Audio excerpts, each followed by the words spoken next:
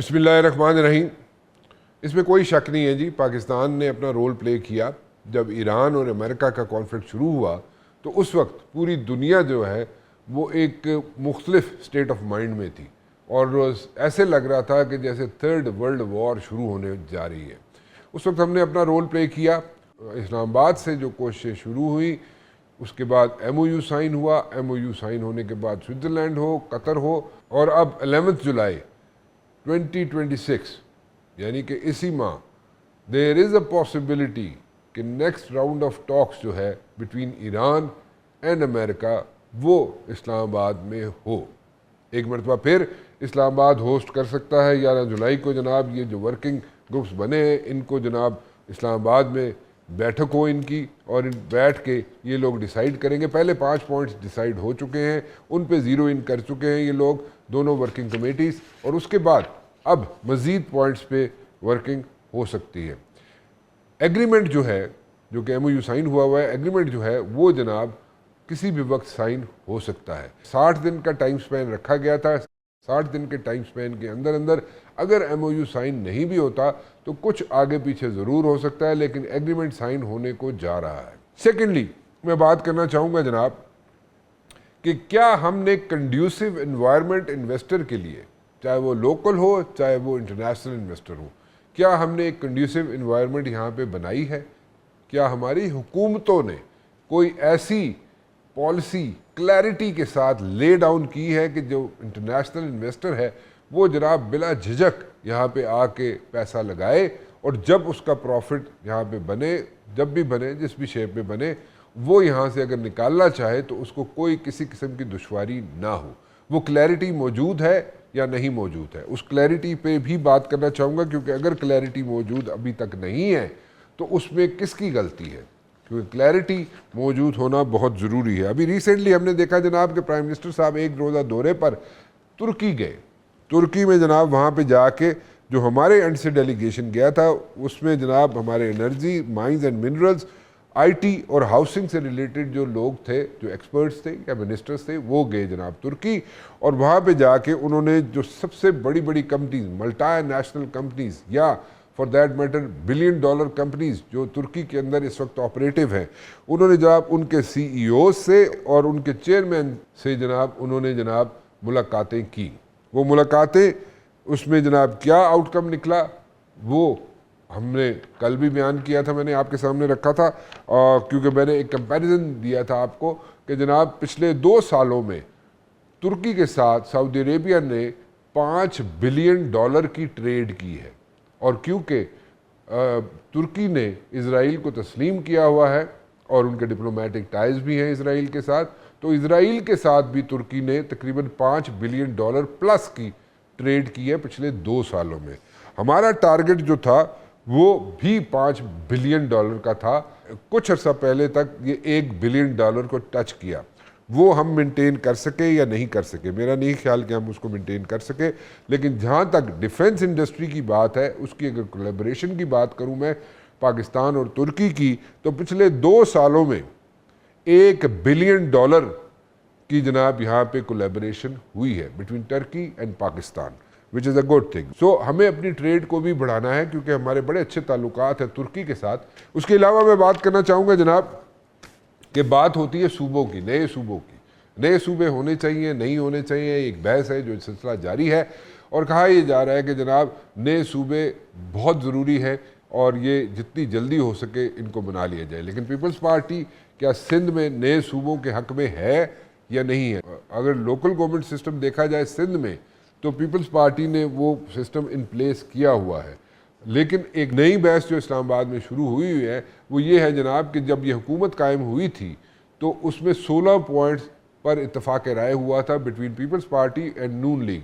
उसमें एक जो पॉइंट था जो बड़ा इंपॉर्टेंट था, और उसमें ये कहा गया था कि पीपल्स पार्टी की डिमांड थी कि पंजाब के अंदर लोकल गवर्नमेंट सिस्टम पहले ही साल लाया जाएगा। लेकिन वो अभी तक बात पूरी नहीं हुई, वो कंडीशन अभी तक पूरी नहीं हुई। उस पर पीपल्स पार्टी का क्या मौक़िफ़ है वो भी मैं जानना चाहूँगा। लेकिन सबसे पहले मैं बात करना चाहूँगा जनाब, जो 11 जुलाई को पाकिस्तान में इस्लामाबाद में एक्सपेक्टेड है एक और राउंड टॉक्स का बिटवीन ईरान एंड अमेरिका, उस पर मैं बात करना चाहूँगा। मेरे साथ मौजूद होंगे मेजर जनरल तबरेज़ सालिक साहब। जनरल साहब कैसे हैं आप, खैरियत से? Rana Saab, thank you very much. So nice of you. Sir, the pleasure is all mine, general साहब, and it's always a pleasure to have you. 11 जुलाई को जनरल साहब एक्सपेक्टेड है कि इस्लामाबाद में एक और बैठक होने जा रही है जिसमें ईरान और अमेरिका के जो वर्किंग ग्रुप्स है वो बैठ के यहाँ पे फैसला करेंगे कि 5 निकात से आगे भी जो पॉइंट्स हैं उन पे भी डिस्कशन करनी है, कैसे चलना है आगे लेके मुज़ाकरात को, और 60 दिन के अंदर अंदर कोशिश की जा रही है कि जनाब ये MOU जो साइन हुआ था बिटवीन ईरान एंड अमेरिका, ये एग्रीमेंट की सूरत इख्तियार कर जाए।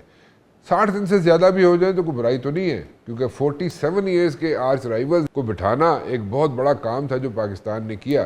सो अगर 11 जुलाई को एक मरतबा फिर इस्लामाबाद में ये वर्किंग ग्रुप्स बैठते हैं तो ये 5 पॉइंट से आगे भी बातचीत का सिलसिला होगा, यानी कि 14 पॉइंट्स जो करने हैं डिस्कस उस पर भी बातचीत होगी, या कोई नई चीज़ सामने आएगी, या उन्हीं 5 पॉइंट्स पे ज़ीरो इन किया जाएगा? जनरल साहब। थैंक यू वेरी मच, आपने मुझे प्रोग्राम में लिया। ये वो टाइम है कि जब हम तमाम एनालिस्ट जो है वो क्रिस्टल गेजिंग कर रहे हैं कि आगे चीज़ें किस तरीके से अनफोल्ड होंगी।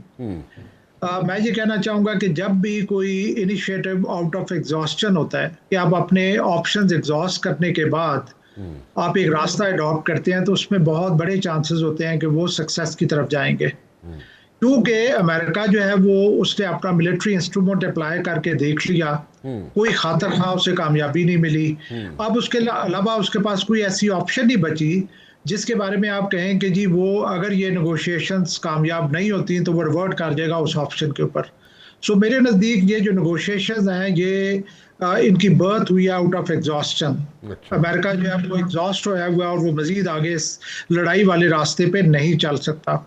हैविंग सेड दैट, आप देख लें कि जब से MOU साइन हुआ है, besides notwithstanding little hiccups जो कि इस तरह की सिचुएशन में होंगी, इसराइल ने स्पायरर के तौर पे एक्ट करने की कोशिश की, लेबनान में इश्यूज हुए, लेकिन ऑन द होल अगर आप देखें कि पीसफुली फ्यूडल सर्मनीज का हो जाना ईरान में, फिर उसके अलावा इस बात पे एग्री करना कि ये पीस प्रोसेस कंटिन्यू रहेगा in spite of medals which are coming, फिर उसके बाद ये भी खबर आ रही है कि 11 जुलाई को पाकिस्तान में टेबल सजेगी और दोबारा से ये दोनों जो वॉरिंग पार्टीज हैं ये बैठेंगी। I am very positive. मेरा ये ख्याल है कि ये जो जिस तरीके से एक चार्ट आउट किया गया है ये पूरा प्लान, कि पहले इस बात पे एग्री करें कि सीज फायर करें, फिर उसके बाद जो मेन पॉइंट्स उन पे ऊपर एग्री करें। तो ये जो 5 पॉइंट जिनका आप जिक्र कर रहे हैं, they are the most thorny issues, इनके ऊपर बातचीत होगी और मुझे उम्मीद है कि 60 डेज में या मे बी थोड़ा बहुत टाइम में ऊपर नीचे हो जाता है, ये जो MOU है ये प्रॉपर एग्रीमेंट की शक्ल ले लेगा। ठीक है, ठीक है। सो अच्छा, एक बड़ा इंपॉर्टेंट पॉइंट है इसमें, और इम्पॉर्टेंट पॉइंट ये है जनरल साहब, उस पर आपकी इनपुट चाहिए कि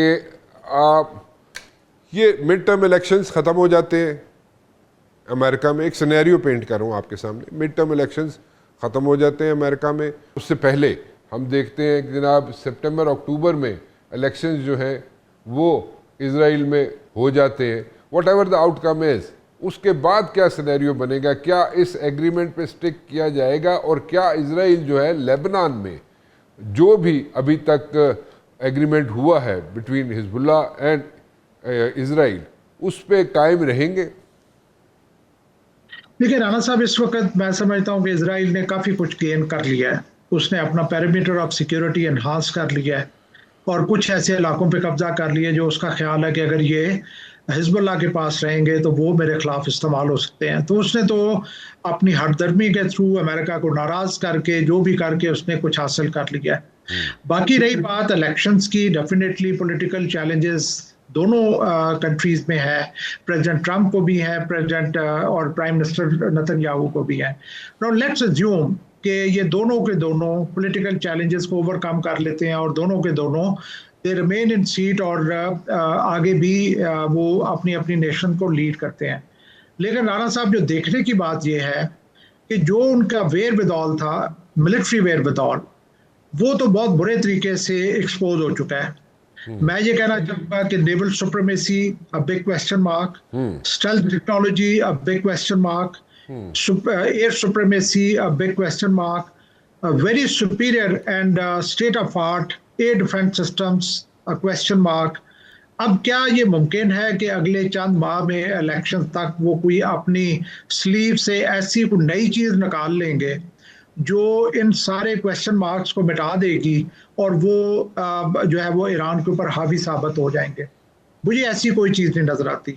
अब इनको ड्राइंग बोर्ड पे जाना पड़ेगा, अब इनको दोबारा से रिसर्च करनी पड़ेगी। आयरन डोम जो है वो हो सकता है कन्वर्ट हो इनटू गोल्डन डोम, स्टेल्थ टेक्नोलॉजी में हो सकता है कोई नई टेक्नोलॉजी आए, फिर जाके ये जो है उस वक्त कोई ऐसी आप बात कर सकते हैं कि वो दोबारा से कोई एग्रेशन दिखाए। मुझे दोनों इंडिया के केस में और अमेरिका के केस में एक ममासलत नजर आती है।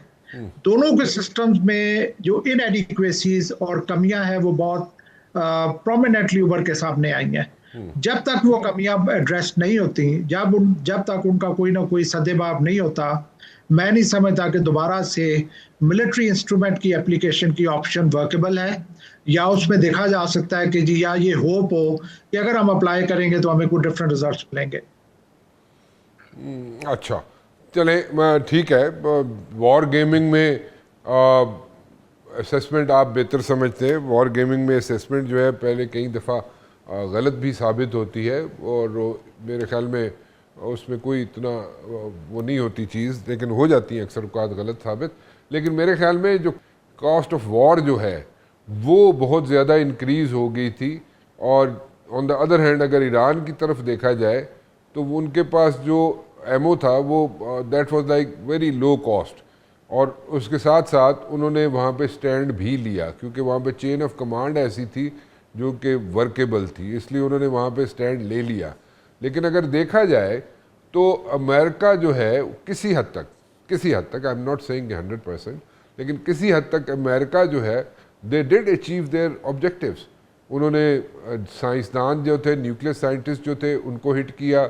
उन्होंने जनाब पेनिट्रेशन जो थी अमेरिकन की या इसराइलीज़ की ईरानियन सिस्टम के अंदर, that was like something like 85%।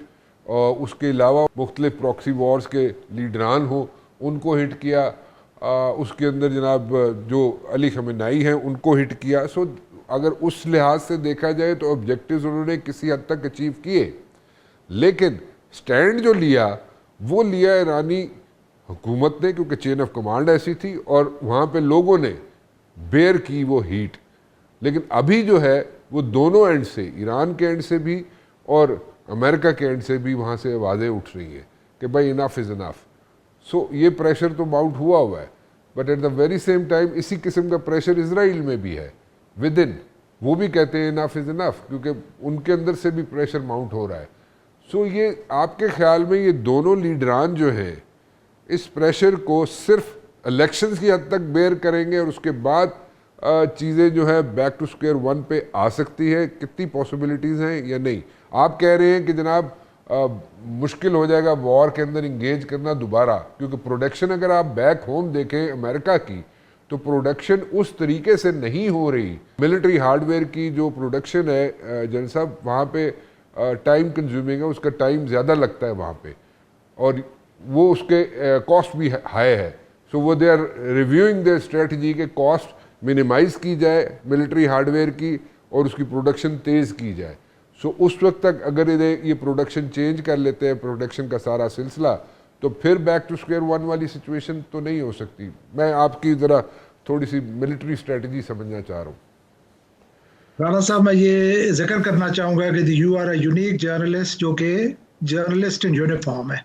शायद सर बड़ी मेहरबानी। जिसने एनटीयू से 2 कोर्सेज किए हुए हैं और एक प्रॉपर 1 साल का पूरा 1 साल का कोर्स किया हुआ जो कि प्रोफेशनल मिलिट्री ऑफिसर्स करते हैं। I appreciate your knowledge about strategy. देखिए, आपने जो जिक्र किया है कि उनकी जो पर्सनालिटीज या लीडरशिप और साइंटिस्ट की पर्सन्स को जो उनकी डिकैपिटेशन या उनको एलिमिनेट करने का जो प्रोसेस था वो तो जंग से पहले भी जारी था सर। उसके लिए जंग करना जरूरी नहीं था। ठीक, वो स्टैंड अलोन इंसिडेंट्स हैं जो कि होते रहे हैं, जारी थे और काफ़ी अरसे से जारी थे। अगर मैं जंग के मकासद की बात करूं तो वो बड़े ग्लेरिंग चंद मकासद थे। रजीम चेंज, उसके उसके अलावा न्यूक्लियर के ऊपर रिवर्स गेयर लगाना, उसके अलावा उनके मिसाइल्स को जो है वो उसको कर्टेल करवाना, फिर यह है कि जो इसराइल को एग्जिस्टेंशियल थ्रेट है फ्रॉम ईरान उसको एलिमिनेट करना। वो अगर आप देखें तो जिन जो बेसिकली जंग के मकासद थे वो मेरे नज़दीक अमेरिका कोई भी अचीव नहीं कर सका। अच्छा। बल्कि दूसरी साइड पे जब आप वॉर गेमिंग करते हैं कि अमेरिका ने लूज क्या क्या किया है, तो राणा साहब मेरे नज़दीक सबसे बड़ा जो लॉस अमेरिका का इस जंग के बाद हुआ है या इस जंग के कॉन्सिक्वेंस में हुआ है वो ये है कि उनकी जो अलायंसेस टूट गई हैं। हम्म। कोई सोच भी नहीं सकता था कि यूके जैसा कंट्री अमेरिका के साथ खड़ा नहीं होगा, हम्म। यूरोपियन कंट्रीज अमेरिका के साथ खड़े नहीं होंगे। एक मैं आपको ब्रीफली बताना चाहूंगा कि कैसे अमेरिका ने दुनिया में अपनी रेट और रिस्पेक्ट को लूज किया है ओवर पीरियड ऑफ टाइम। अगर आपको याद हो 91 में elder Bush launched an attack to liberate Kuwait on Iraq, full world was with the US. 2001 में younger Bush launched an attack on Iraq, half of the world was with him. 2017 में Jerusalem को declare किया गया as capital, nobody was with them, less staunchest allies। और 2026 में जब ये जंग हुई है तो कोई भी उनके साथ खड़ा नहीं था। तो मेरे नज़दीक ये सबसे बड़ा नुकसान हुआ है अमेरिका का। उसके अलावा अमेरिका को इकोनॉमिक चैलेंजेस भी हैं, अमेरिका को राइजिंग चाइना के चैलेंजेस भी हैं, अमेरिका को वेस्टर्न हेमिस्फेयर के ऊपर भी चैलेंजेस फेस हो रहे हैं। पनामा कैनाल हो गया, वेनेजुएला हो गया, क्यूबा हो गया, ग्रीनलैंड हो गया, वो जो है क्या नाम है, कनाडा हो गया, ये सारी चीजें। और फिर उसके अलावा जो उसकी मिलिट्री माइट थी, अब Israel is no more invincible, America is no more invincible. ये सारी चीजें देखते हुए आप ये कंक्लूड कर सकते हैं कि इस हालत में इतनी वल्नरेबिलिटी सामने आने के बाद अगर कोई ऑप्शन अडॉप्ट करता है तो पहले से ज्यादा मार खाएगा। अच्छा। अभी आप देखिए, अगर इंडिया राफेल ला के भी उसने मार खाई है, आज अगर इंडिया विदाउट एड्रेसिंग देयर इनएडिक्वेसीज और शॉर्टफॉल्स दोबारा पाकिस्तान पे चढ़ाई करता है तो उसका तो पहले से ज्यादा बुरा हाल होगा। सो इस पॉइंट ऑफ व्यू से मैं कह रहा हूं कि चांसेस कम है। रूल आउट खैर किसी चीज को भी नहीं किया जा सकता, particularly in presence of president Trump. अच्छा, चलें, ये भी अच्छी बात, आपने बड़ी अच्छी बात की है। This is out of the box thinking जो which we have come up with. नहीं तो रट ऑफ द मिल यहाँ पे चीज़ें चल रही थी। You have come up with something exceptional, और दिस शोज़ के आप वाकई एक अच्छे डीएस रह चुके हैं एनडीयू के अंदर। Sir thank you. Thank you very much. So nice of you. So nice. Thank you very much for talking to us, general साहब. It's always a pleasure to have you. एक break की तरफ चलते हैं जी। Break के बाद वापस आएंगे तो मेरे साथ मौजूद होंगे असद उमर साहब, जो कि फाइनेंस मिनिस्टर भी रह चुके हैं। लेकिन असद उमर साहब से मैं जानना चाहूँगा, जनाब बात होती है हमेशा एपीसी की, ऑल पार्टीज़ कॉन्फ्रेंस की, और ऑल पार्टीज़ कॉन्फ्रेंस जो है क्या एक मरतबा फिर बुलाई जा सकती है, और वहाँ पे क्या डिफ़ाइन की जा सकती हैं जनाब रेड लाइन्स, कि रेड लाइंस क्या होनी चाहिए पॉलिटिशियंस के लिए, पॉलिटिकल पार्टीज के लिए और एस्टेब्लिशमेंट के लिए। उस पर हम बात करना चाहेंगे एक छोटी सी ब्रेक के बाद। असद उमर साहब मेरे साथ मौजूद हैं जी, फाइनेंस मिनिस्टर भी रह चुके हैं। असद साहब, डोंट यू थिंक कि हमें कोई क्लैरिटी के साथ चीज़ें सामने लानी चाहिए, और कोई इन्वेस्टर का कॉन्फिडेंस, बड़ा घिसा पिटाप तो सवाल हो गया कि इन्वेस्टर का कॉन्फिडेंस जो है वो थोड़ा सा रिवाइव हो, कोई क्लैरिटी आए, को दुनिया में लोग देखें कि जनाब हाँ ये this is a place where I can invest, where I can put in money, और फिर उसके बाद जो प्रॉफिट है उसको भी मैं यहाँ से लेके जा सकता हूँ बआसानी, इंस्टेड कि मैं किसी रोले में पड़ जाऊँ। सो वो क्लैरिटी अभी तक क्यों नहीं आ सक रही? व्हाट इज़ द रीज़न जी? अच्छा, पहली बात तो आप बात बहुत ही अहम कर रहे हैं, और पाकिस्तान में जो हम ये कहते हैं कि सरमायाकारी नहीं हो रही, खासतौर पर फॉरेन डायरेक्ट इन्वेस्टमेंट नहीं आ रही, तो ये बड़ी एक बुनियादी सी चीज़ है कि जब तक सरमायाकार को ये नहीं पता होगा कि सिर्फ आज नहीं बल्कि कल और आने वाले जो कल आएंगे उसके अंदर क्या पॉलिसी होगी मुल्क की, किस डायरेक्शन में मुल्क जा रहा है, मेरा सरमाया महफूज होगा या नहीं होगा, मैं उस सरमाए में जो मुनाफा कमाऊंगा मैं वापस ले जा सकूंगा कि नहीं, तो जाहिर है फिर वो सरमायाकारी नहीं करता है अगर इनमें से किसी भी एक सवाल का या मनफी जवाब आ जाए या उसको जवाब मिलना मुश्किल हो रहा हो। दो तीन चार इसके अंदर मुख्तलिफ पहलू है। एक तो जाहिर है वो आपके मुल्क के अंदर एक माशी इस्तेकाम देखना चाहता है, उसको देखना है कि आपके फॉरेन एक्सचेंज के रिजर्व जो हैं वो ठीक हैं या नहीं है। स्टैंडर्ड एंड पुअर और मूडीज जो आपकी क्रेडिट रेटिंग कर रहे हैं, क्या वो ये कहती हैं कि जी आने वाला वक्त भी ठीक लग रहा है, आज के हालात भी ठीक हैं कि नहीं है। तो एक वो पहलू है। उस पहलू के अंदर जहां हम 2 साल पहले खड़े थे वहां से बेहतरी है, और अभी भी और बहुत बेहतरी की गुंजाइश है। जिसको इन्वेस्टमेंट ग्रेड कहते हैं उससे अभी आप बहुत पीछे हैं, लेकिन जहां 2 साल पहले थे वहां से आप आगे हैं, आपकी बेहतर सूरत हाल है। एक पहलू यह है इसका जिसकी आप बात कर रहे हैं अच्छा कि साहब, एक minute, I am sorry, I am cutting you over here, लेकिन आप मुझे ये बताइए जो बेहतरी आ गई है वो जरा काइंडली वो भी तो हम सुने, वो क्या है बेहतरी? तो मैंने वही आपको बताया ना, तो स्पेसिफिक मैंने आपको बातें बोली थी कि एक फॉरेन एक्सचेंज के रिजर्व जो हैं, ठीक है, जो 2 साल पहले ठीक गिर है, के $3 बिलियन से नीचे चले गए थे। मेरे ख्याल में पाकिस्तान में वो जो न्यूक्लियर टेस्ट हुआ था उसके बाद से कभी इतने कम जखायर नहीं हुए। ठीक, एक वहां पर चले गए थे, और दूसरा जो है जो क्रेडिट रेटिंग एजेंसी जो उसके नतीजे में जो आगे रेटिंग एजेंसीज की क्रेडिट रिपोर्ट रेटिंग आती है पाकिस्तान की, उसके अंदर भी आपको बेहतरी नजर आई है। बिल्कुल तो ठीक, जहां 2 साल पहले थे वहां से बेहतर है, जहां 4 साल पहले थे अभी उससे अभी भी बेहतर नहीं है, उससे अभी भी पीछे हैं, लेकिन चले कम से कम पिछले 2 साल जहां पहले थे उससे बेहतर है। एक पहलू तो ये उसका हो गया। ठीक है, दूसरा पहलू जो है जो वो देखना चाहेंगे कि क्या आपकी इकोनॉमिक पॉलिसीज, माशी पॉलिसीज आपने कोई ऐलान किया है जिसके अंदर हमें इस्तेकाम नजर आ रहा है। और आपने मसलन आपने एक टैरिफ पॉलिसी का अनाउंसमेंट की, ठीक, क्या हर साल का जो बजट बन रहा है हुकूमत उसी टैरिफ पॉलिसी को जो मीडियम टर्म फ्रेमवर्क में ऐलान किया गया उसको फॉलो कर रही है या नहीं कर रही, या हर साल उसके अंदर कुछ ना कुछ तब्दीली आपको नजर आती है?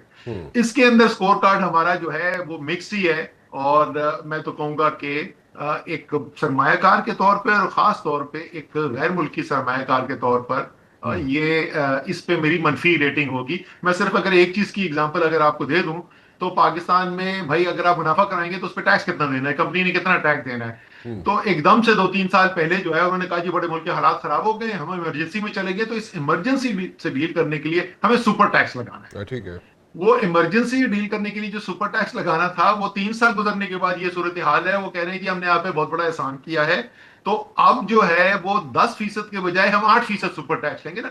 अब अगर किसी ने 4 साल 5 साल पहले सरमायाकारी के लिए कमिटमेंट की होती, तो उसका तो बेचारे का मंसूबा 3 साल के अंदर मुकम्मल होता, 2 से 3 साल के अंदर उसकी फैक्ट्री लगती, तो जिसको तो स्टार्ट होता तो उसको तो सीधी 8-10% की जो है वो सुपर टैक्स की मार पड़ चुकी होती। ये इसके और ये नई चीज नहीं है, ये गलती पाकिस्तान दोहराता रहा है, बार बार दोहराता रहा है।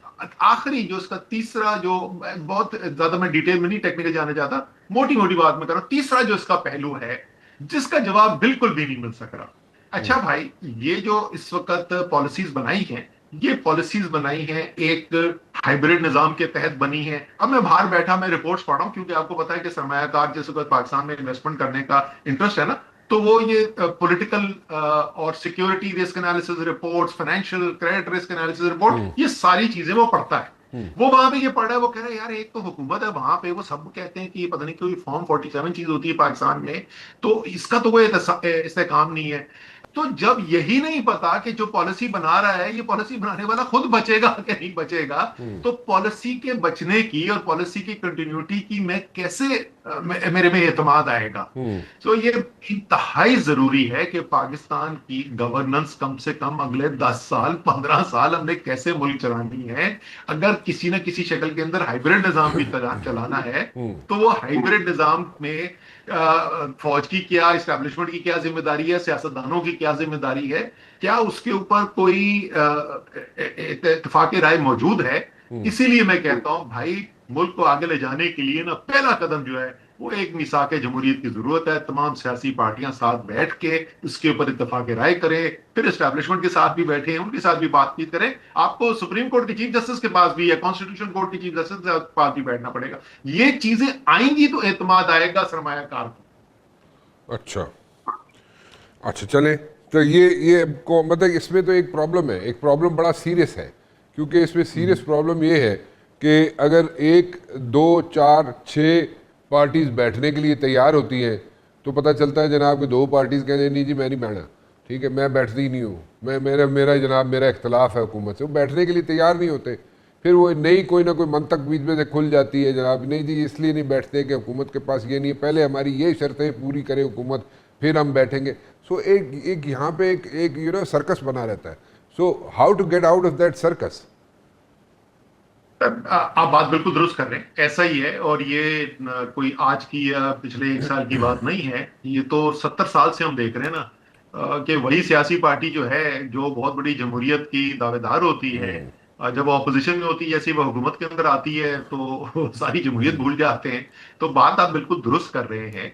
इन तमाम फैसलों का जो अपनी सियासी पार्टियों ने लिए इस वक्त, अगर आप माशी सूरत हाल देखें तो इस खित्ते के अंदर जो है, इंडिया हमसे बहुत आगे, बांग्लादेश हमसे आगे निकल गया, श्रीलंका तमाम तर मसाइल के बावजूद हमसे बेहतर हालत के अंदर है। बाकी एशिया तो आप भूल ही जाए ना, वो तो हमसे बहुत आगे जा चुके हैं। तो यार जब कोई फॉर्मूला नहीं कामयाब हो रहा, बिकॉज मेरा एक मानना है, हो सकता है पागल आदमी हो सकता नहीं, ज्यादातर चांसेस यही है बिल्कुल पागल हूं, कि यार ये जितने लोग भी हैं, ये जाहिर अपनी भी बेहतरी चाहते हैं, इसमें कोई शक नहीं है, लेकिन मुझे शक ये होता है कि किसी ना किसी लेवल के ऊपर यार ये मुल्क को भी को कामयाब देखना चाहते हैं।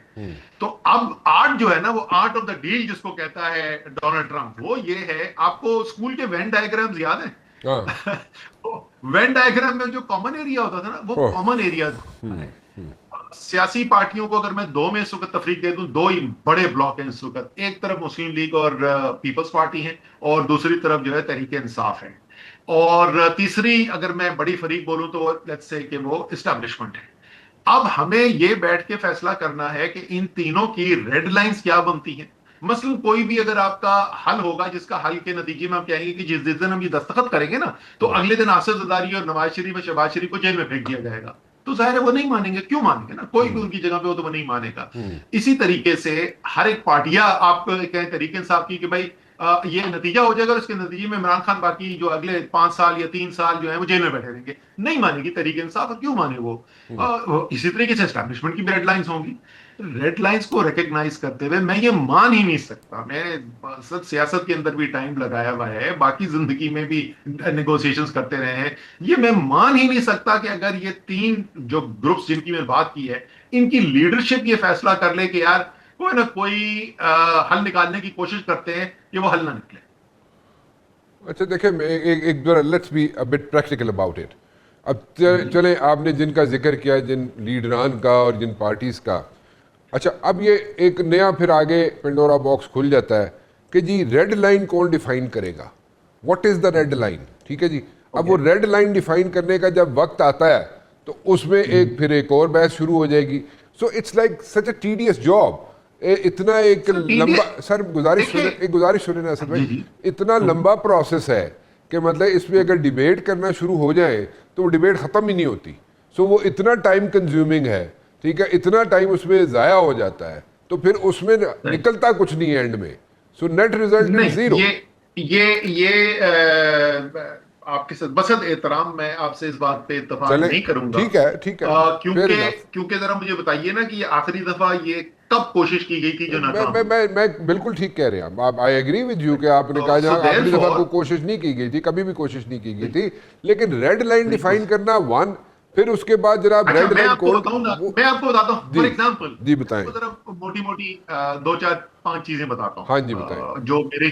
जो मेरे ख्याल के अंदर जो है बड़ी ऑब्वियस रेड लाइंस है। जैसे मैंने कहा कि मुस्लिम लीग पीपल्स पार्टी का मैंने आपको बोल दिया, मैं इससे एक स्टेप और जाता हूं। मैं कहता हूं कि इनकी रेड लाइन ये होगी कि आप उनको बोलेंगे यार वायदा करेंगे अगले दिन तुम घर चले जाओगे, तो नहीं मानेंगे, ये उनकी रेड लाइन है। अब वो साल के बाद इलेक्शन कराने को तैयार होंगे, 18 महीने के बाद होंगे, इसके ऊपर बहस की जा सकती है, या वो कहेंगे कि नहीं यार ये पार्लिमानी टर्म जो है इसके 2.5 साल बाकी है, तो 2.5 साल अब इसी तहत से गुजारे, ये बहस हो सकती है। लेकिन मेरे ख्याल में अगर तहरीक इंसाफ ये मुतालबा करेगी कि कल सुबह आप घर चले जाएं और फारिग हो जाएं, तो ये बात जो है, और हमें हुकूमत दे दें, तो वो ये नहीं माने, राइट। मैं भी सिर्फ अगर इसी मिसाल को ऊपर आपको देखता हूं कि किस तरीके से रास्ता निकाला जाता है। इसी तरीके से अगर आप पीटीआई को बोले कि पीटीआई के कि यार मतलब 3 साल 2.5 साल ये और बैठे रहेंगे और हम लोग जो है जेलों में पड़े रहे, तो आप कहते हैं नहीं यार ऐसा करते हैं कि कोई एक हुकूमत की शक्ल निकालते हैं जिसमें या तो किसी कौमी असेंबली के अंदर से, या तो किसी छोटी पार्टी वाला जो है उसको हम बना लेते हैं वजीर आजम। अच्छा। आपके भी चार वजीर ले लेते हैं, आपके भी चार वजीर ले लेते हैं, या वजीर नहीं, वजारतें नहीं लेना चाहते हैं तो ठीक है, आप वोट ऑफ कॉन्फिडेंस दे दें प्राइम मिनिस्टर को, ताकि आपके बगैर ये एस्टैब्लिश हो जाए ये हुकूमत नहीं चल सकती।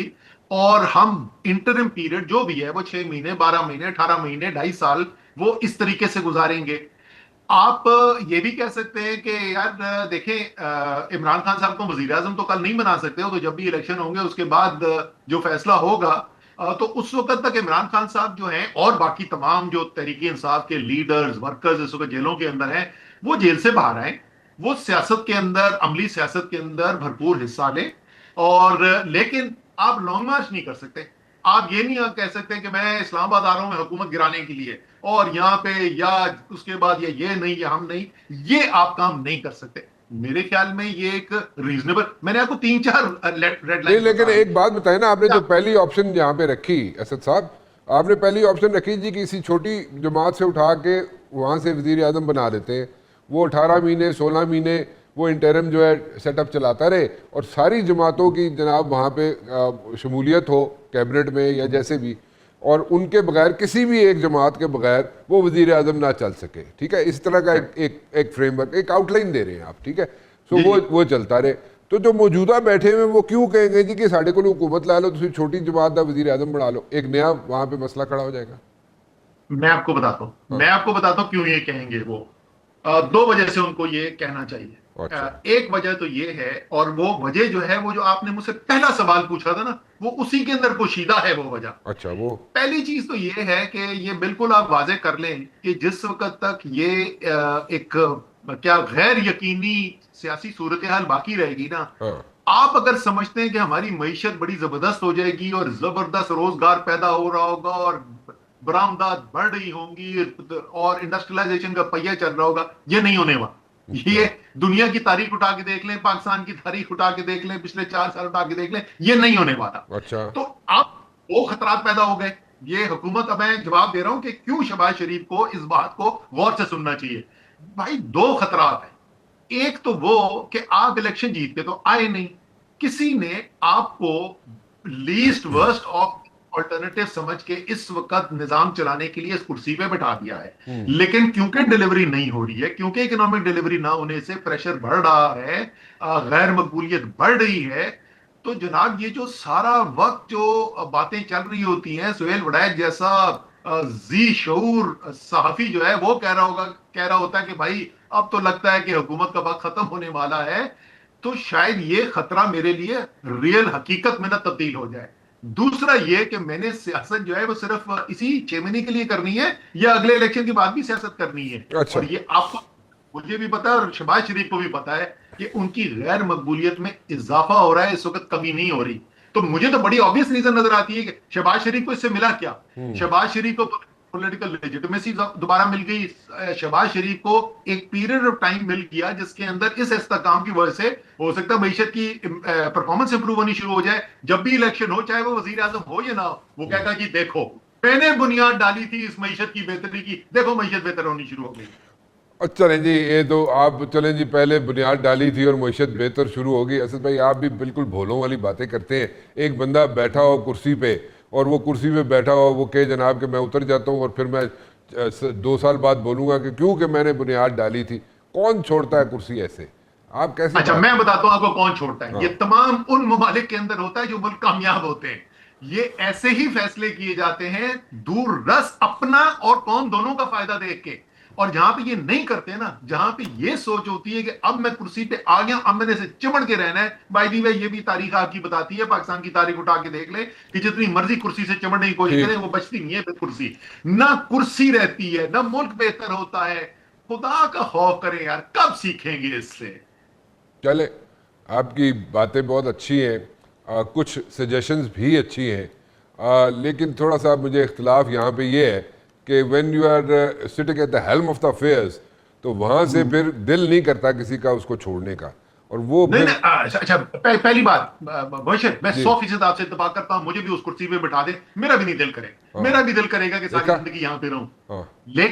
लेकिन भाईजान, इसका दिल ना करना छोड़ने का और छोड़ने के लिए तैयार ना होने में 2 मुख्तलिफ बातें होती है। अगर मुझे लगेगा ना कि यार मेरा लॉन्ग टर्म इंटरेस्ट इसी के अंदर है कि इस वक्त मैं ये फैसला कर जाऊं हाँ। और इस वक्त कुर्सी छोड़ दूं। इससे मेरी, और ये तो सारे खानदानी सियासतदान है ना, हमजा की क्या एज है, मरियम की क्या एज है, इन्होंने तो 20-25 साल और सियासत करनी है। हमारे खानदान की लॉन्ग टर्म सियासी कामयाबी के चांसेस बढ़ जाएंगे। मैं लोगों में हीरो बन जाऊंगा। देखो, मैंने ईरान और अमेरिका के दरमियान जो है वो अमन भी करवा दी। मैंने पाकिस्तान को दोबारा से जमहूरियत की राह पे चढ़ा दिया। ऐसी जबरदस्त उन्होंने तकरीर करनी है। शबाना रोज खिदमत करके कौम की मैंने दोबारा मईशत को पटरी पे चढ़ा दिया।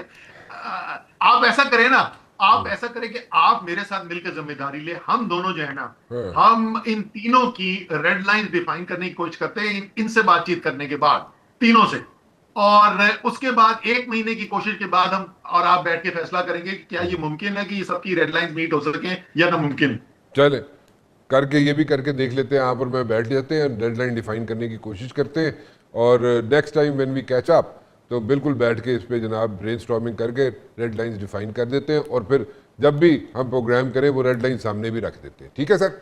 बिल्कुल बिल्कुल, डन है सर। बहुत बहुत बहुत पॉजिटिव चीज। जबरदस्त जबरदस्त। Thank you very much for joining me Asad साहब, बहुत बहुत शुक्रिया आपका। एक कमर्शियल ब्रेक लेंगे यहाँ पे, और उसके बाद वापस आएंगे तो हमारे साथ मौजूद होंगे जनाब इमदाद अली पताफी साहब, पीपल्स पार्टी से जिनका ताल्लुक है, और हम बात करेंगे नए सूबों की, लोकल गवर्नमेंट सिस्टम की, और इसके प्रोज एंड कॉन्स जो हैं वो क्या हैं, इसको हम डिस्कस करेंगे एक छोटी सी ब्रेक के बाद।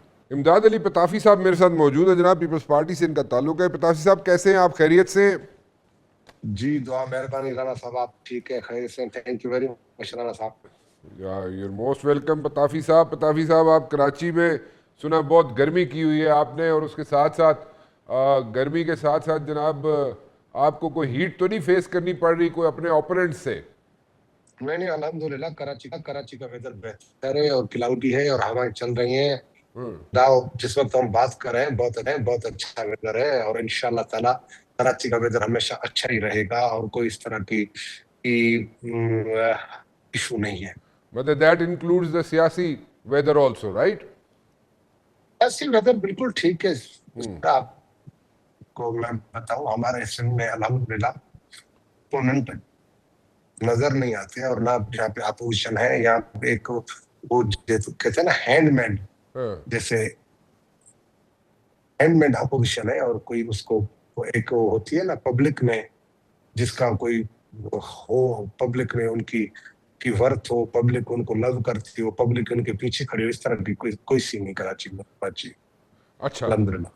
बिल्कुल आपने आउटराइटली अपने ओपोनेंट्स को जीरो कर दिया है। नहीं हमने जीरो नहीं किया सर, उनको अपने कैरेक्टर ने जीरो किया है। उन्होंने जो यहाँ पे लोगों के साथ ज्यादतियां की, या लोगों के साथ जो उन्होंने रवैया रखा, या लोगों को जिस तरह उन्होंने यूज किया, तो जाहिर है उन्होंने जो किया है लोगों के साथ, रिप्लाई में लोगों की जब मौका मिलता है तो पब्लिक भी वैसे ही करती है जैसा पब्लिक के साथ करते हैं। अच्छा पताफी साहब, चले ये तो आपने क्लैरिटी दे दी, बताए कि आप यानी कि पीपल्स पार्टी जो है is strong and is has a very smooth selling, उसमें तो आपने बिल्कुल क्लैरिटी के साथ बयान दे दिया। अच्छा, ये आजकल बात हो रही है नए सूबों की, तो अगर नए सूबे बनाए जाए और एडमिनिस्ट्रेटिवली उसको रन किया जाए तो मेरे ख्याल में उसमें कोई बुराई तो नहीं है, या है उसमें कोई बुराई, या आपके कोई कंसर्न्स हैं? जैसे पंजाब की प्रोविंशियल असेंबली ने तो रेजोल्यूशन पास की हुई है, लेकिन सिंध असेंबली ने एज सच को रेजोल्यूशन अभी तक पास नहीं की हुई। आपका क्या टेक है on this? If you do you want to go for these new provinces, are you for it, against it, और how do you take it? जी देखिए राणा साहब, हर सूबे के, हर प्रोविंस की, हर जगह की अपनी एक डायनामिक्स है ना, तो सिंध के डायनामिक्स डिफरेंट, और आइन में एक प्रोविजन है, और जो 73 के कॉन्स्टिट्यूशन में वो प्रोविजन दिया गया है। बट इशू ये है कि सिंध के लोग, सिंध की आवाम, सिंध की कभी भी प्रोविंस को ब्रेक करने की या यूनिट बनाने की किसी बात को ना उनने कभी पहले कबूल किया है, ना वो कभी कबूल करेंगे। बट आइन में एक रास्ता है, आइन में एक प्रोविजन है। पंजाब में अगर किया है तो पंजाब के डायनामिक्स सिंध से बहुत मुख्तलिफ है, और वो जो मुल्तान, वो जो सरायकी रीजन, बहावलपुर, उनकी सकाफत, उनकी जोग्राफी, उनकी चीजें सेंट्रल पंजाब से, जीटी रोड से बिल्कुल मुख्तलिफ है। बट सिंध में ऐसी सिचुएशन नहीं है। और सिंध में ये जो लोग बात करते हैं कि पॉलिटिक्स खत्म हो गई है, वो एक होता है ना डेड हार्स, तो वो उनकी पॉलिटिक्स ही खत्म कर, ये चाहते हैं कि हम इस स्लोगन पे वो जो एक वो उन्होंने अपना खुद सख्ता नाम रखा हुआ है मुहाजिर कौमी मूवमेंट या फिर अभी मुत्तहिदा कौमी मूवमेंट है, तो उनकी पॉलिटिक्स बिल्कुल ही खत्म हो गई है। तो अब वो चाहते हैं कि हम इस तरह की बात करें यहाँ पे डिवीजन हो, क्योंकि वो इस तरह की सियासत करते रहे। पहले भी सिंध को 85 से लेके जब से वो वजूद में आए तो बड़ा लॉस हुआ है। कराची में, हैदराबाद में एक वो जो नए सिंधी वहां से माइग्रेट करके आए थे, उनके बीच में उन्हें बड़े एक बड़े इख्तलाफ के बीज बोए, और जिनको अभी तक हम काट रहे हैं। अल्हम्दुलिल्लाह उनका बिल्कुल एक सीन ही खत्म हो गया। उनका कोई के लोग ये बिल्कुल कोई भी आप नाम रख देना उनको एक्सेप्ट नहीं करेंगे, और न सिंध में इस तरह होगा। अच्छा, तो मतलब कि आप कह रहे हैं कि सिंध में नए सूबे नहीं बनाए जाएंगे, नहीं बनाए जा सकते, डायनेमिक्स डिफरेंट है, this is what you are saying? मेरा ख्याल है बिल्कुल डायनेमिक है। और ये इस तरह की बात करना, वैसे आप देखें राना साहब, पाकिस्तान कितनी चीजों में मुश्किलात में फंसा हुआ है। पाकिस्तान में कितने और बाकी काम सब ठीक हो गए, बाकी चीजें सब सही हो गई, बाकी इस मुल्क में कोई इशू नहीं रहा कि फिर एक नया पिंडवारा बॉक्स खोलें और फिर आपस में लोगों को लड़ाएं और फिर लोगों में तलखियां पैदा हो, और फिर हम आगे जाने से जा नहीं रहे, पीछे की तरफ जा रहे हैं ना। तो इस तरह की बात, पहले तो मैं कहता हूँ कि इस मुल्क में राना साहब, इस मुल्क में इतनी चीजें की जाए और इतना काम करने की जरूरत है। यहाँ पे एनर्जी का क्राइसिस है, यहाँ पे गैस का क्राइसिस है, यहाँ पे हेल्थ के इशू है, यहाँ पे एजुकेशन के इशू है, यहाँ पे बहुत से इशू है ना जिनको हमने ही वो हल करना है। और हमने ही बैठ के उस पर सर जोड़ के पूरे मुल्क ने सोचना कि हम अपने लोगों को कैसे कैसे आगे आगे लेके जाए ना। हम ये डिवीजन की बात करके फिर आपस में लोगों को लड़ाते हैं, फिर लोगों में तलखियां पैदा होती हैं, और फिर लोग नाराज होते हैं, और फिर लोग दस्ते गिरेबां होते हैं। तो हमें चाहिए कि हम सोचें कि पहले तो इस मुल्क को क्राइसिस से निकाला जाए, इस मुल्क की जो इकोनॉमिकल कंडीशन है उसको बेहतर की जाए, इस मुल्क के बाकी जो हालात है उनको ठीक किया जाए। उसके ये चीज है ना इस मुल्क में करने की, जो हम उन पे हम बात नहीं कर रहे। हम बात क्या कर लेते हैं, जो बंदा आता है ना एक नया अपनी डॉक्ट्रिन लेके आता है कि भाई मैं आ गया, मैं जब स्कूल में जाता था, मैं जब पढ़ता था, मैं जब सोचता था कि मैं ऐसे ऐसे ऐसे करूंगा, वो चीजें जाके मैं उस सोसाइटी पे अप्लाई करने की कोशिश करता हूँ। भाई आपकी उस सोच से सोसाइटियां नहीं बनती, मुल्क नहीं बनते, चीजें नहीं बनती। तो ये थॉट बिल्कुल ही गलत है, ये सोच बिल्कुल गलत है। ये पाकिस्तान को मजबूत करने के बजाय मुल्क को कमजोर करे कि हम जितने बाकी मुल्क के इशू है ना, हम उन पे डिबेट करें कि भाई बलूचिस्तान में जो इशू है उनको कैसे सॉर्ट आउट किया जाए। आप केपी में हालात देख लें, किस तरह के केपी के हालात है। वहां पे रात को तो 70% केपी में आपकी हुकूमत नहीं होती, आपकी हुकूमत की रेट नहीं होती। वहां पे तालिबान आ जाते हैं, तालिबान सिविलियन को चेक करते हैं, तालिबान सिविलियन को गाड़ी से उतार के मारते हैं। बलूचिस्तान में क्या हो रहा है? लेते कि आपका प्रोविंस सिंध है जो पाकिस्तान के साथ और बनाने में पाकिस्तान के उसके हर चीज में आगे आगे खड़ा है, आके उस सूबे में आप इस तरह की बात करेंगे, उस सूबे में को भी तहस नहस करेंगे, तो फिर बचता कुछ नहीं। और आपको एक बात में राणा साहब अर्ज करूं जी जी, कि बलूचिस्तान में भी डे वन से कॉम्परस जमातें जीती है। केपी में भी आपने हालात देखे कि वहां भी लोग कभी किस फलसफे को सपोर्ट करते हैं, कभी किसको करते हैं, कभी बादशाह को करते हैं, कभी पीटीआई को करते हैं, कभी मजहबी जमातों को करते हैं। पाकिस्तान की एक ही प्रोविंस है सिंध, जिसने हमेशा वफा को सपोर्ट किया, और वफा की पार्टी पाकिस्तान पीपल्स पार्टी। यहाँ पे अल्हम्दुलिल्लाह यहाँ पे जितनी कांग्रेस पार्टी है उनका आज तक कोई काउंसलर इलेक्ट नहीं हुआ। तो सिंध के लोगों का वफाक पे एतमाद है, और बहुत भरपूर तरीके से एतमाद है, और वो थ्रू पीपल्स पार्टी है। अगर आप सिंध में भी इस तरह की बहस छेड़ेंगे तो डेफिनेट फिर सिंध के लोग भी सोचने पे मजबूर होंगे ना। जैसे बाकी जगहों पे हालात खराब है, क्या आप चाहते हैं कि सिंध में भी इस तरह के हालात हो और सिंध में भी इस तरह के प्रॉब्लम हो? तो मैं हाथ जोड़ के कहता हूँ कि कम अज कम इस तरह के सीरियस इश्यूज पे नॉन सीरियस बात नहीं होनी चाहिए। और ये जो नॉन सीरियस एक्टर आके इस तरह की बात करते हैं, फारूक सत्तार साहब ये बातें करते हैं। फारूक सत्तार की हैसियत तो वो जो जिसको एमकेएम से धक्के देके निकाला गया, एमकेएम से धक्के देके। सर वो मैं आपसे वीडियो शेयर कर सकता हूँ, और यू नो वेरी वेल, आप तो बहुत अच्छे तरीके से जानते हैं ना कि फारूक सत्तार के साथ एमकेएम में हुआ क्या, और आज एमकेएम के खालिद मुस्तफा का क्या मौकफ है वो देख लें। आज आप उनके वो जो बड़ा अपने आप को चैंपियन समझता है एक्स मेयर साहब, और इस वक्त वो शायद हेल्थ का मिनिस्टर साहब है, वो क्या लैंग्वेज एमकेएम के लीडर के लिए इस्तेमाल करता है कि हमारा वो जो पार्टी का लीडर है वो एक्सटेंशन पे है, मुस्तफा कमाल साहब। तो मैं कहता हूं कि इनको आज इलेक्शन लड़ने दी जाए, इनको पंचायती इलेक्शन सिंध के बाद 1 साल के बाद पंचायती इलेक्शन है और इंशाल्लाह होगी। आप देख लेंगे इनका असर क्या है। ये भी किसी ने यहाँ पे आके आके वो लगा दिए, वरना इनकी आवाम में मैं कहता हूँ कि उनके इतने लीडर है जितने इनकी एमएलए है। बाकी तो आप देखें उनका अगर 2000 लोग जमा करके एक जलसा तो करके दिखाए ना। अच्छा, तो लोगों ने एमक्यूएम को बिल्कुल कॉर्नर कर दिया। कराची के लोग बिल्कुल एमक्यूएम के साथ नहीं है। और ये एमक्यूएम के लोगों ने ये अजय, जब भी उनको इक़्तिदार नहीं मिलता, जब भी उनको कोई चीज नहीं मिलती, फिर वो मुत्तहदा से मुहाजिर कौमी मूवमेंट बन जाते हैं। फिर उनके पास कोई नहीं, वो फिर मुहाजिर कार्ड खेलने की कोशिश करते हैं। जबकि मैं कहता हूँ वो मुहाजिर नहीं है। अब जिस सरजम मुहाजिर तो अफगानी मुहाजिरीन है ना, जो आज भी कैंपों में रह रहे हैं। आज भी उनके क्या हालात है। जो बांग्लादेश में मुहाजिरीन है, उनसे जाके पूछे कि मुहाजिरीन दुनिया में होते क्या है। चले यहाँ पे तो आपको पताफी साहब, मैं आपको I am like cutting you over here, लेकिन आप कह रहे हैं जनाब कि सिंध के डायनामिक्स डिफरेंट हैं, इसलिए सिंध में सूबे नहीं बनाए जा सकते। और आपने तो आड़े हाथों ले लिया एमक्यूएम को, और आपने फारूक सत्तार हो या कई लोग दूसरे जो हों उनके बारे में आपने बता दी पुरानी बातें। खैर एनीवेज, मैं थोड़ा सा आगे चलूँगा। मैं पूछना ये चाहता हूँ, चले सूबों की बात आप कहते हैं जनाब नहीं होनी चाहिए सिंध में, सिंध के डायनामिक्स डिफरेंट है, but at the very same time are you for local government elections in Sindh, yes और नो? सर बिल्कुल, हम तो लोकल गवर्नमेंट है। आज भी पाकिस्तान में अगर लोकल गवर्नमेंट है तो 2 प्रोविंस में, एक सिंध में और दूसरी बलूचिस्तान में, जहाँ पीपल्स पार्टी की हुकूमत है। वहां पे तो हमारे तो कंटिन्यू इलेक्शन हुए।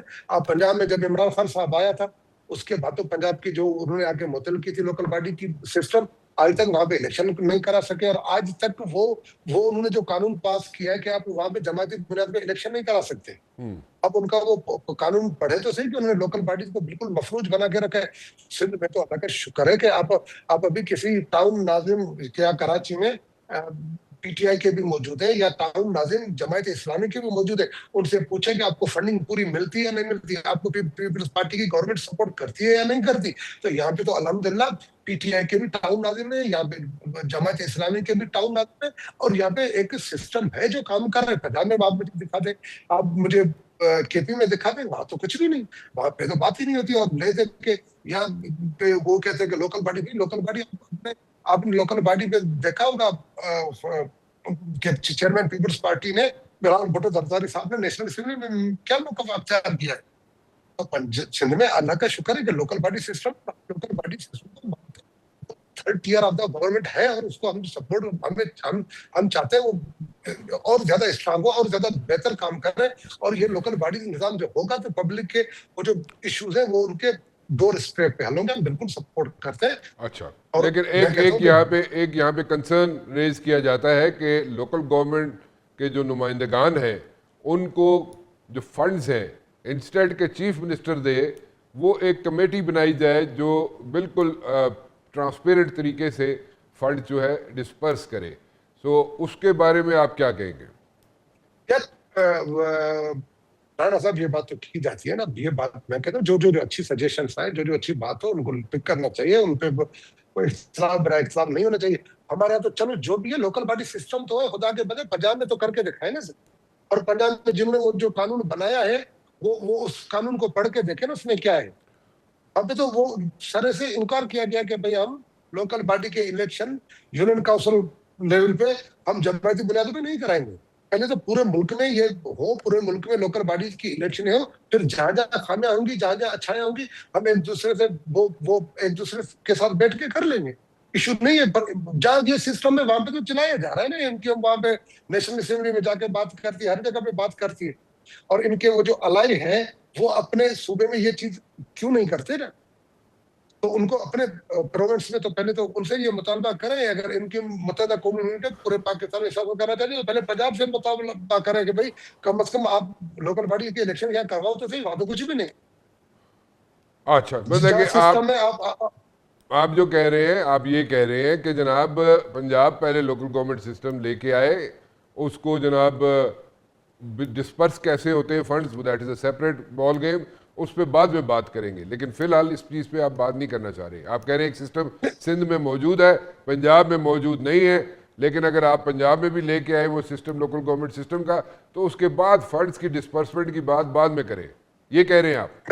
मैं कह रहा हूं कि सिंध में तो एक चीज राणा साहब मौजूद है, अवेलेबल है, बहुत अच्छा काम करेंगे ना। मैंने पहले कहा, आप एक कॉल मिला के आप बात कर लेना पीटीआई के किसी टाउन चेयरमैन से जो कराची में है, जी या फिर आप किसी जमात इस्लामी के या टाउन चेयरमैन है, उनसे बात कर ले कि उनको फंड्स मिलते हैं या नहीं मिलते। ये उनके यहाँ पे ये सवाल इसलिए किया जा रहा है आपसे पताफी साहब कि ये जो नया लोकल गवर्नमेंट सिस्टम या नए सूबों की बात हो रही है इस्लामाबाद में, उसकी बेसिस पे ये सवाल आपसे किया गया है। उसमें ये नहीं कहा जा रहा कि सिंध में लोकल गवर्नमेंट सिस्टम नहीं है। मैं डिस्पर्समेंट की बात कर रहा हूँ, and in the long run ये लोकल गवर्नमेंट सिस्टम की आप फेवर में है या नहीं, इसलिए आपसे सवाल किया जा रहा था। ठीक है, तो आप कह रहे हैं जनाब पहले पंजाब में चेक कर लिया जाए, यही बात है पताफी साहब? जी जी जी जी, ठीक है पताफी तो कहता जहाँ चीज नहीं है वहां शुरू तो करे ना बिस्मिल्लाह करके, फिर बाद में देखेंगे हैं। वहां तो वन मैन शो है ना। अच्छा, वन मैन शो है। वहाँ जी जी जी। अच्छा चले, ठीक है पताफी साहब, thank you very much for talking to us, बहुत शुक्रिया आपका। I have to wind up over here जी, because I am running out of time. फिलहाल राना मुबशर को इजाज़त दीजिए, अल्लाह हाफिज़।